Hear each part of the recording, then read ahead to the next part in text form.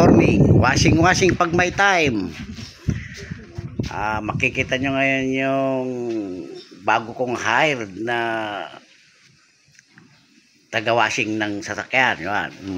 The most highest paid yan na taga-washing. Ayan, sinasabo ng sasakyan ko. Dapat gamit nyo is dishwashing detergent para kailangan naman taga-washing nyo ganyan, naka-short lang. Susunod baka alam nyo na yung susunod na batch kakintab-kintab na yan galing sa putikan. Tapos dapat ganyan may ladder kayo para maabot nyo yung tuktok. dapat ang naglilinis sexy. Yan ang naglilinis bukod sa sexy, maputi, mistisa. Yan, kita nyo naman kaya pag mga kukuha kayo ng taga-washing, yung pili nyo maganda para marami kayong customer. Yan, malapit nang matapos. Ayan. Kailangan kompleto.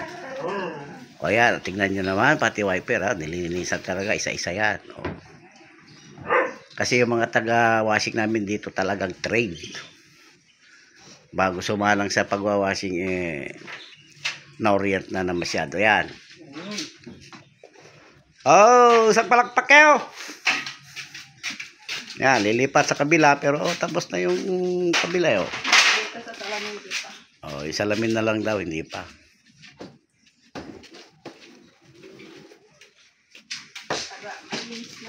Kita nyo, malinis Next guys, itong susunod nating wasingan yan, isa. Meron pa isa, dami nakasalang. Pumunta kayo dito sa Soriano's Construction and Engineering Services. Free washing. Yan, ang sasakyan nyo. Pag kliyente, libre washing. Limited for 1 car only. Promo.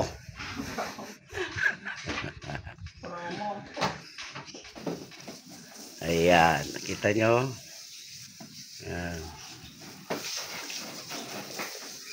Saka yung tubig natin, kita nyo nawasa yan nawasa yan, kaya medyo magastos.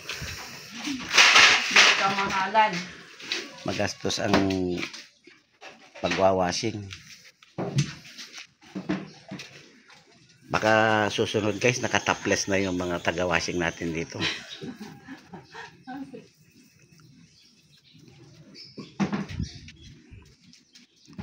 Okay, tapos na.